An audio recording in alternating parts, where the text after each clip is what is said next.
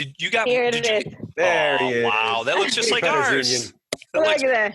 Yeah, He's huge. that is a big cat. So It's a big cat. it's like runts of the litter. Runts of the litter are usually bigger cats. Yeah. What's the name of that cat? Tiger. Tiger. Yeah. Meet the Pressers with Matt Mallory and Clint Macro. Brought to you by Public Safety and Education and the Trigger Pressers Union. And now, your hosts.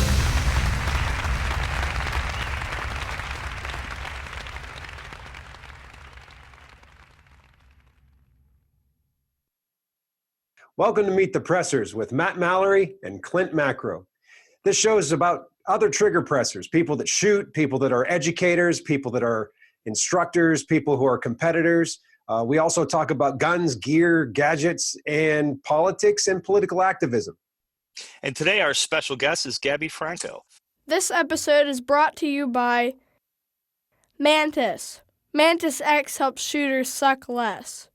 Meet the Pressers is sponsored by Next Level Training, Saber Red, Cutting Edge Bullets, the USCCA, McLean Corporation, ASP, Custom Poker Chip Company, Common Sense Self-Defense, and T1 Ammunition. Meet the Pressers is also generously supported by these fine companies, ranges, and our Patreon members. Thank you. Top shot contestant back in the day, Olympic shooter, instructor. What else do you do, ma'am? You do so much. We bumped into each other at the DC rally, which was awesome to catch up again, and we see each other at SHOT Show all the time. So what else has you busy these days?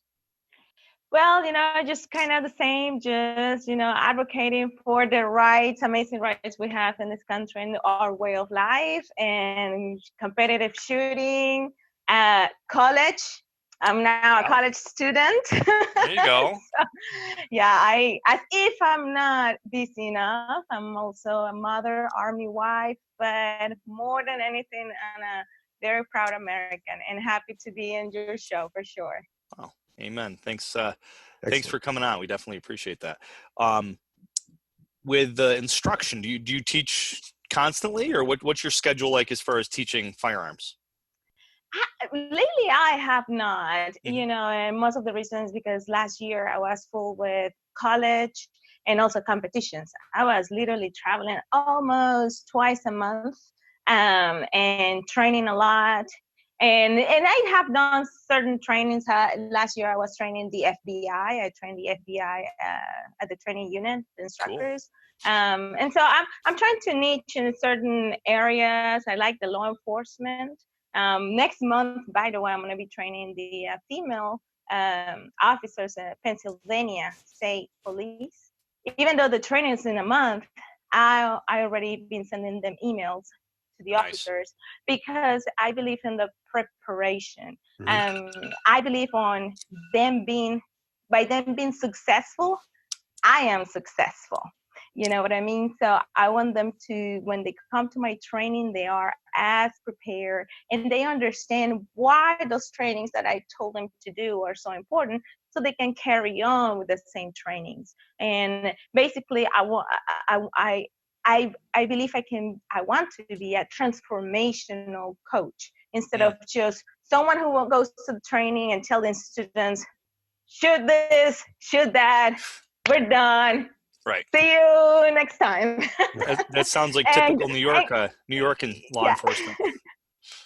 So I have my methodology has worked. So and I enjoy doing it that way. That's how I learned as an Olympian. I did it for so many years and being coached. I was coached every day for 10 years. Wow.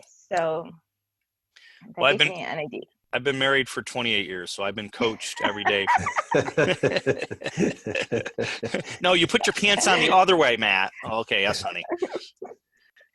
That's right. I've been on that side. I know what you mean. So you brought up that you're an Olympian. Yeah. Can you tell us how that began for you? How did that start? Well, I did Olympic shooting for about 10 years, but shooting for me was a sport that was fascinating. Most people say, oh, you fell in love with shooting. I don't have that. I mean, it was so long ago, I cannot tell you for sure why I really liked Olympic shooting, because it's a sort of like a boring sport. We don't move, the target doesn't move. I used to shoot pellets, like an air pistol. But it was fascinating that something so simple, it was so complex, it was so difficult, so it made me try it again. And every time I was like, I want to try it again. So anyway, I that's how I started it. My dad was the one who introduced me, but as I kept on going, I showed certain skills, and obviously with training, a lot of training. I used to train about 6 days a week, 4 to 5 hours a day after school. And so much dedication led me to go to several international competitions, and where I won my plaza to go to the Olympic Games was at the Pan American Games in 1999 in Winnipeg. The psychological pressure was super high, as a 19 years old. But my coach, very wise, he was from the Republic of Georgia.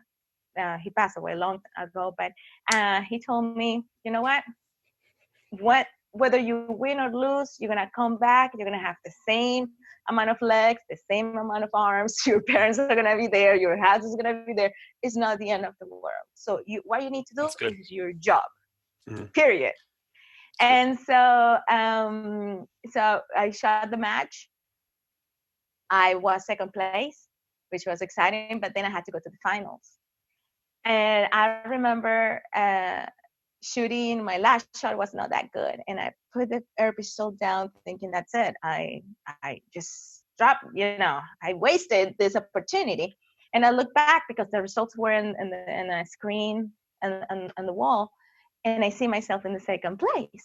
So you may think that, okay, you won a medal. I was disappointed because throughout the years before, that was when the Olympic cycle, I won all silver medals. So I was like, when is that freaking gold is gonna come? So you can imagine, I was like, damn, again, silver medal.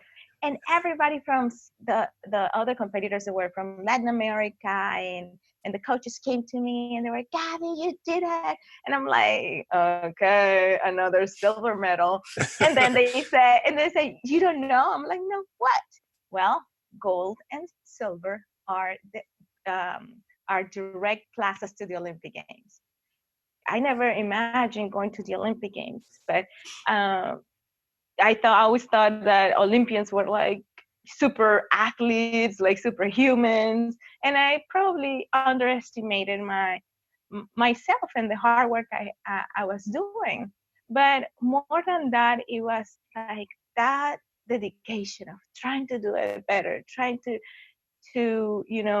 put my heart and soul to do what I needed to do and what I love to do was completely worth it. Hi, I'm Grant Cunningham, and this is Meet the Pressers with Matt Mallory and Clint Macro. Meet the Pressers. So what advice would you have for somebody who's looking to get into competitions and maybe put the time in, and obviously if they're not able to put as much time as you put in, what would be like the Cliff Notes version of what they could do to be able to try to compete and at least be competitive? Well, I believe there's no substitute for training. Absolutely not. If you don't have much time to train at the range, you can still do dry fire. And dry fire as many times as you can, as often as you can. But I also tell people to have expectations according to their training. So many people go to the range thinking, oh, I was last, and they get disappointed and all that stuff. But I'm like, when was the last time you touched your pistol? When was the last time? How often you practice, even if it's 15 minutes a day? You don't do that. So what are you expecting? So I think having the expectations according to your level of training and keeping yourself real, it makes makes the competition more enjoyable. I also tell people to have small goals. So instead of looking at themselves as how they look in the list. See, for instance, okay, you have been struggling with positions or movement. Okay, make it. That is your goal, making sure that your focus is going to be how you move. So then you can leave the match with that satisfaction that you can say, wow, this match, no matter where I was in the list, Mhm. I learned something, I achieved something. And so those little achievements are the things that little by little are going to make you better. Because, people see themselves in a list. How do you know what is the skill level of those people? Maybe they are all world champions and you are last. You know what I mean? It's like, well, Yeah. or put in perspective the same. If they are all of them are new and then you won and then you're like, oh, that's it, I'm the best in town. You're not realistic. So, but it just gauge yourself. Like, you see, did you do it better than last time? And so that is the best thing you can do. At the end of the day, this is especially USPSA, IDPA. This is a bragging rights sport. Yeah, you know true. what I mean? Very there's true. there's no really trophy. We spend so much money at the range. We spend money, not only money itself, but also the time that I could probably stay at home with my family or doing some other stuff. But this is my sport, my passion, what I do, right? So every time I go to the range, I'm trying to find little things that, especially in my local matches, it's like, where can I, work on the things I've been struggling. And so once you start looking things like that, you're learning, you're achieving, you're improving. I mean, what a better way to say, hey, I'm enjoying the sport, I'm learning. Hi, this is Mike Hughes. Hi, this is Britt Lentz. This is Meet the Pressers. Meet the Pressers. Shooting is a sport or an activity. Let's put an activity because not everybody is in the shooting sports, but as an activity that seems very simple. You put the gun to shoot is very simple. To shoot a firearm, anybody can consider himself a shooter by just aiming at the target and pulling the trigger. Boom, that's it. You fire the firearm. And yet there's the complexity behind it. And because it seems so simple, I believe is the reason why most people don't seek training, which is, I think, is a huge mistake. Yeah. I mean, people tell me, oh, no, I don't need a training. I hear that all the time because of this and that. Yep. I'm like, well, let me see. Michael Phelps, who's one.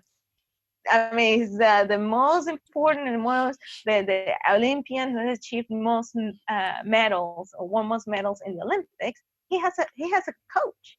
So, what makes you think that you are better than a high-level athlete like that? But people settle for less, thinking, oh, I just need to, shoot this area, shoot group this area. And the truth is that with lack of training, that shot group increases with stress, with speed, and elements that most people don't even practice by target practicing. Yeah, people get really good at skills in isolation. So maybe just standing at the bench and just shooting at the piece of paper, they can do really well, but then add in some movement, add in coming out of a holster, add in lateral movements, and you really get to see those wheels fly off. So folks don't generally practice in context, which is something at least people that use a firearm for defensive purpose really should do. And relating that known to the unknown with like vehicles, and I'll tell somebody, just because you know how to drive a car doesn't mean you're necessarily going to know how to drive an 18-wheeler or know how to drive a car in New York City. There's that context aspect you're talking about, Clint. Just because you have a black belt on doesn't mean you're a black belt. My favorite one is when they say, oh, I don't need training. He says, besides, training is so expensive, while they have like their Nighthawk custom pistol there, and it's like, okay, yeah, you're balking about a $200 class, but you've got a $2,800 custom 1911 sitting there. Maybe you could repurpose some assets. Right. And I think what I was talking about, the expectations. also has to go around everything. I mean, what are your expectations to protect your life if you don't train? You know what I mean? Right. Do you think that's going to be possible? Do you think you're going to have the same reaction, the same accuracy, or whatever? So I think it's something like you said, people just need to, seek training. No matter how simple it is, you will always learn something. I always, when I go to competitions and stuff, I always train with friends. I trained with friends. Not too long ago, before I went to nationals, I was paying a friend because he said, "Oh, Gabby, we can trade. You can help me to give classes and I do some class and I train." Just said, no. I'll pay you because I value your time. I value your knowledge. And he was coaching me. He was, because I'm like, I am a person that I cannot see myself. I don't see the mistakes I'm making. I don't see how can I improve it. Somebody who's seeing me say, "Oh, that is what is holding you back." And at the end of the day, it's actually cheaper and faster because now I don't have to do hundreds of thousands around to figure things on my own and hundreds of hours or matches and travel to say, "Oh, I should have practiced that before." Yeah, So, not to mention when you do it the way you just said, how many bad reps do you do while you're trying to figure out what's going on? So you're building those neural pathways of bad habits, bad repetitions. So having the coach is huge. Yeah.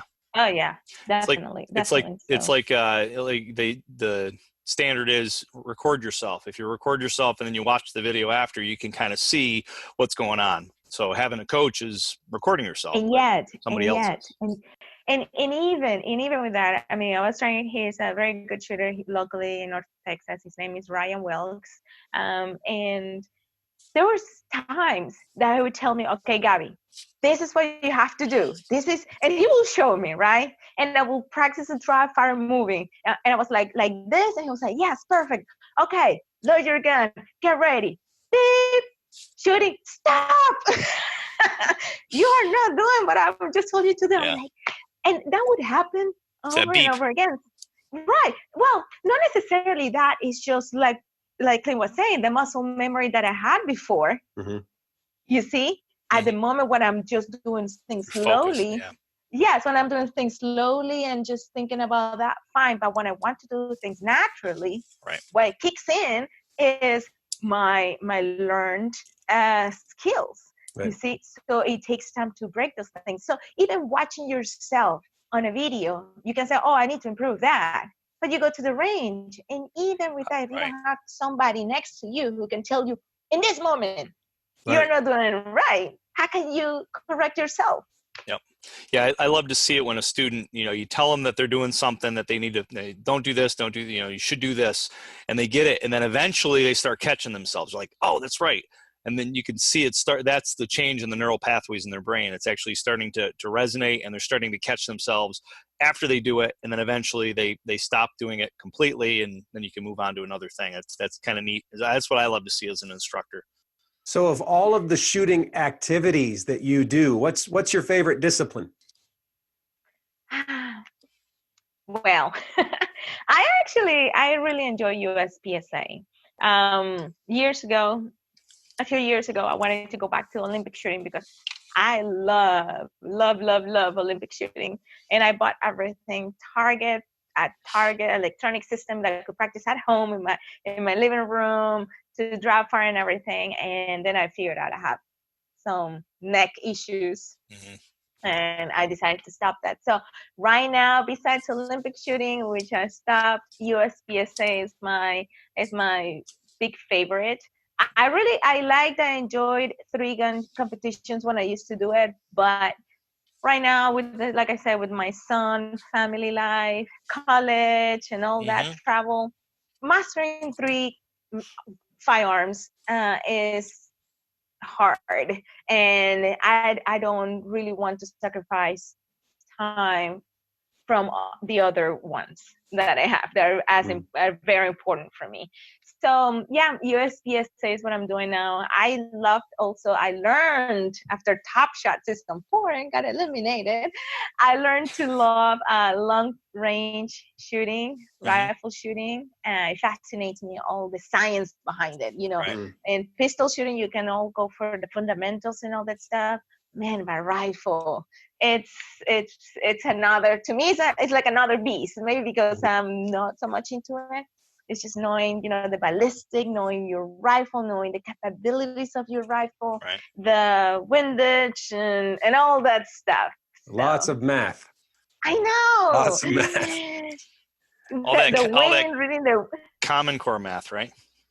No. Yeah, reading the wind, the mirage, and all that stuff. So it is just fascinating. Hey everybody, it's Tony Blauer from Blauer Tactical Systems, and this is Meet the Pressers with Matt Mallory and Clint Macro. Meet the Pressers. In the Top Shot, we shot at 1,500 yards with a 338 Lapua. Mm. But at that time, I would say never. The only practice I'd had before I went to Top Shot was 500 yards. That was the longest I shot before Top Shot. And then during the practice before that episode, we shot 750. And that was pretty good. But then when we got to that top, we sat down, and I'm asking the guys, like, where's the target? And they're like, you see that dot over there? A little flicker. I freaked out because, and you know what really, that's a shot that when I realized in that episode that what you don't know, you don't know. There are things that could be in front of you right there, so easy. But if you don't know, that's it. It's like, you don't know. So I didn't know that after the shot, I could get back to the rifle and see the impact. Mm. So I was shooting. Imagine I couldn't see. I didn't have, the spotter could not tell me. He was not allowed to tell us, you are 2 feet or whatever, or from the target. He would just say, hit. Up. No. Oh, He would say up to right, and that was the most he could say. And the only reason he was there, it was to make sure that in case the target didn't explode, because still a competition, right? Yep. It's timed. So you're competing for the show. They could make another target, explode. Right. To put it on TV. But at the moment, they needed to make sure that the shooter was a fair competition, obviously. Mm-hmm. And so I didn't know. I hit it just because luck, I guess. I was just aiming around it because I couldn't see. And then my friends told me that I could have go back and look through the scope the impact of the shots. Yeah, out past 1,500, you can recycle. You can close the bolt, take a bite of your sandwich, then get behind the glass, and you can see the hit. I know, isn't that? I was so frustrated when I got eliminated. But again, the sort of things that when you don't know, you don't know. If it's steel, you can take a bite of the sandwich, then take a drink, and then hear the report back from the steel. What are you going to school for, might I ask? I'm doing marketing. That's what yes, and I start my next term on Monday, and I'm going to start doing honor classes. So when I joined the college, I said, okay, after 20 years not being in school and deciding to do this, I said, I'm not just going to get a degree. I'm going to graduate with honors. So I already did last year, full-time student on top of that, everything I've been doing. So technically I'm a full-time student. I've done already 33 credits last year. And my lowest grade is 93. So I have 4 GPA. So I figure, okay, if I'm doing so well with regular classes, these honor classes are more engaging, a little bit more complex in the way that they probably are going to be more demand more reading and perhaps more discussion. But I feel that like I was already doing that. I feel like I was already putting 150% of what the teachers were asking of me. So I thought, you know what, I'm just going to do it. I'm a risk taker person. I'm not afraid to fail. I'm like, the worst thing that's going to happen is that I may pass the class with 90. Overachiever you are. This is my thing. When I left Venezuela, or I would say I dedicated so much to my sport that I never graduated. When I moved to the US, it's been hard for me in so many ways. I mean, I can communicate now, I can talk and everything, but I never went to school in the US. So for me to write something down, it was so challenging up to last year, because I didn't know perfect grammar.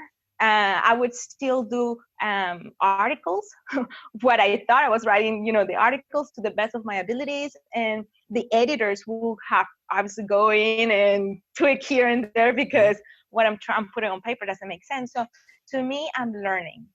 You see, I'm learning, and I love that. Every little class, every class for me is just sucking everything and learning as much as I can. I think I love to learn. And with that has helped me a lot, even from now, to communicate better, to put my thoughts in English much better, be more confident in the knowledge I have, and where I learn how to do research, or learning to even how to think more intellectually. That many times most people go get an information, they go, blah, you know what I mean? They blast their opinion without doing a research, understanding why those things happen. So my first goal is learning, period.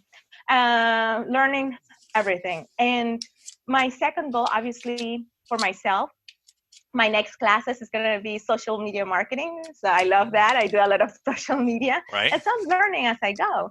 But at the end of it, I mean, whatever life brings for me, I mean, I'm doing it for myself. Marketing, I think, is I love marketing, and something that's going to help me for what I do. Lately, well, I guess it's been lately, you've been more involved with the Second Amendment advocacy. Can you explain how you got involved with that? The DC project, right? Well, yeah. Well, I've been more into the Second Amendment since, like, more publicly, obviously, since Top Shot, since people get to know me. To me, it's extremely important. Many people take it for granted, as we know, and that happens in every aspect of life. But being part of it, every time they told me, hey, Gabby, can you talk about this? I'm always open. And for that reason, I'm not necessarily like, oh, I'm just with this organization. I don't like to do that, because it gives me opportunity to talk or reach more people and share my message. The DC project, I think, is fantastic with Dee Mueller. And she's doing a great job. And, those people are the ones that we have to support, because as much as I want to do stuff, I also have, like I said, I have a lot of things going on, like all of us. We have a job, we have to provide, we have children. But there are other people who has an extra, I wouldn't say have more time, but maybe they can dedicate part of their life, can dedicate to that. So then our support have to go through people like that, because we can support through them, and it's fantastic. I tell all the time, people tell me, oh, Gabby, thank you for what you do for the Second Amendment, all that stuff. And I say, this is something that we everybody has to be involved. You cannot expect somebody who has a platform or is being known or whatever, expect for them to do everything. That means that everybody has to call their legislator, being aware of what's going on, the bills and everything. Definitely. Yeah. Well, thank you for what you do. and more importantly, well, I shouldn't say more importantly, but also as important is thank you for taking the time away from your family to be on the show. We definitely appreciate that. How can people get in contact with you or see what you have going on in your life? Thank you. So you guys can contact me. I mean, you can go to my website, gabbyfranco.com, or you can check my social media, Instagram and Twitter at Gabby Franco, TS4, T like Tom, which is Top Shot 4. So Facebook is Gabby Franco Top Shot. Or if you guys have any questions, you can also email me at info@gabbyfranco.com. Awesome. Well, yeah. Thank you. Thank you again for coming on the show. Thank you. Stay safe. Yeah, stay safe. There's a lot of sponsors that make this show possible, like Mantis. Make sure you check them out and give them your business. This episode is brought to you by Mantis. Mantis X helps shooters suck less. Meet the Pressers is sponsored by Next Level Training, Saber Red, Cutting Edge Bullets, the USCCA, McLean Corporation, ASP, Custom Poker Chip Company, Common Sense Self-Defense, and T1 Ammunition. Meet the Pressers is also generously supported by these fine companies, ranges, and our Patreon members. Thank you. Thanks for watching the show. Make sure to subscribe, click the little bell, like, comment, follow, and share. And you can also support us on Patreon, host us to teach a course at your location, or come to our location and take a course. Until next time. I do. Thank you for watching Meet the Pressers.